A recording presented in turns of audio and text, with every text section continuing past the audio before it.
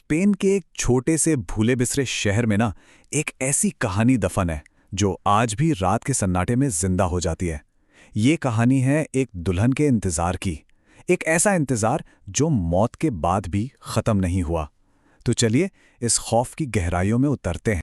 Spain का एक शहर सालोसिया, मतलब दिन में देखें तो पत्थर की गलियां मुस्कुराती हुई लगती हैं, लेकिन जैसे ही रात होती है ना, यही गलियां एक अनजाने डर की चादर ओढ़ लेती हैं। और यहीं से हमारी कहानी की शुरुआत होती है। तो कहानी का पहला चैप्टर है एक अजीब सा शहर और वहां एक अनजान मुसाफिर का आना। तो कहानी का हीरो है मैथ्यू गुरेरो। मैड्रिड से आया एक 19 साल का लड़का, आर्किटेक्चर का स्टूडेंट था और पुरानी इमारतों की कहानियां पढ़ने का उसे बहुत शौक था। सलोसिया का वो पुराना चर्च और सदियों पुराने घर उसे अपनी तरफ खींच लाए थे। देखे, सालोसिया की खूबसूरती में एक अजीब सी उदासी थी। मैटियो को ये चीज़ बड़ी अजीब लगी कि सूरज ढलते ही यहाँ जैसे जिंदगी थम जाती है। गलियां खाली हो जाती थीं और दरवाजे ऐसे बंद होते थे मानो लोग किसी अनचाहे मेहमान से खुद को छुपा रहे हो। फिर एक शाम चर्च से लगे उस वीरान कब्रिस्तान में उसे कुछ ऐसा देखा जो एक कब्रिस्तान में तो बिल्कुल नहीं होना चाहिए था। एक टूटा हुआ शादी का मेहराब, उस पर सूखे फूल लटक रहे थे और उसके नीचे की मिट्टी कुछ ज्यादा ही काली थी, जैसे कोई अनकही कहानी बयां कर रही हो। अब ये सब देखकर मैटियो के दिमाग में सवाल तो उठने ही थे। वो नहीं जानता था कि वो एक ऐसे राज के दरवाजे पर दस्तक दे चुका है जो उसकी जिंदगी को हमेशा हमेशा के लिए बदल देगा। और बस यहीं से कहानी में एक खतरनाक मोड़ आता है। अब पर्दा उठता है उस अनहोनी से जिसका सामना मैटियो ने पहली बार किया।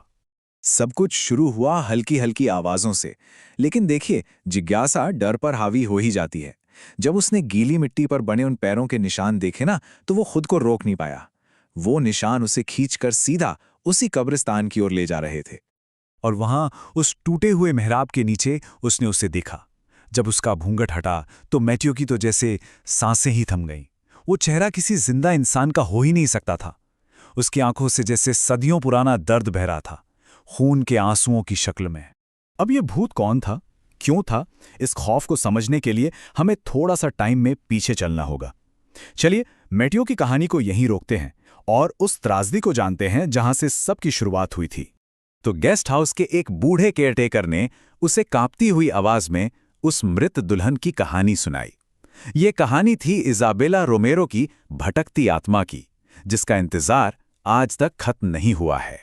ये कहानी थी धोखे की, टूटे हुए वादों की और एक ऐसे इंतजार की जिसका अंत सिर्फ मौत थी। इजाबेला ने अपने दूल्हे जेवियर का इंतजार किया, पर वो कभी नहीं लौटा। उसने उसी मंडप के नीचे दम तोड़ दिया और कहते हैं कि तब से उसकी रूह उसी जगह पर कैद है। मतलब सोचिए, एक तरफ थी इजाबेला की बेइंतहा मोहब्बत और दूसरी तरफ जेवियर का वो धोखा जिसने एक हंसती खिलती जिंदगी को कभी ना खत्म होने वाली त्रासदी में बदल दिया। तो चलिए वापस आते हैं मथियों की कहानी पर, क्योंकि अब वो खौफ सिर्फ एक झलक तक ही नहीं रहा था। अब वो एक साया बन चुका था जो उसका पीछा कर रहा था। उस रात कदमों की आवाज कब्रिस्तान से निकलकर मैटियो के कमरे के दरवाजे तक आ पहुंची। हवा में ना गीली मिट्टी और सड़े हुए फूलों की एक अजीब सी महक घुल गई थी। वो आत्मा अब अपनी सीमाएं लांघ चुकी थी। घबराया हुआ मैटियो भागा भागा गया चर्च के पादरी के पास, और वहीं उसे अपनी सबसे बड़ी गलती का पता चला। उसने उस मेहराब से जो सूखे फूल उठाए थे ना, उसी ने उस आत्मा को उसके पीछे लगा दिया था। पादरी की आंखों में खौफ साफ दिख रहा था जब उसने कहा, तुरंत ये शहर छोड़ दो। मैटियो जब कांपते हाथों से अपना सामान पैक कर रहा था, तभी उसकी नजर गई दरवाजे के नीचे। वहां से एक परछाई दिख रही थी। कोई ठीक उसके दरवाजे के बाहर खड़ा था और इंतजार कर रहा था। और फिर कमरे के दरवाजे का हैंडल धीरे धीरे अपने आप घूमने लगा। दरवाजा एक झटके से खुला और सामने कोई नहीं था। एक पल को लगा सब ठीक है, लेकिन इसके बाद जो खामोशी थी ना, वो पहले से भी ज्यादा डरावनी थी। और तभी उसकी नजर खिड़की पर गई और वो बाहर खड़ी थी। वही भयानक चेहरा, वही खाली आंखें, और वो सीधे उसे ही घूर रही थी। और अब हम पहुंचते हैं कहानी के आखिरी और सबसे डरावने हिस्से में, जहां मैटियो की किस्मत का फैसला होना था। अचानक बाहर मौसम एकदम खराब हो गया। तेज तूफान, बिजली कड़की और घर की लाइट चली गई।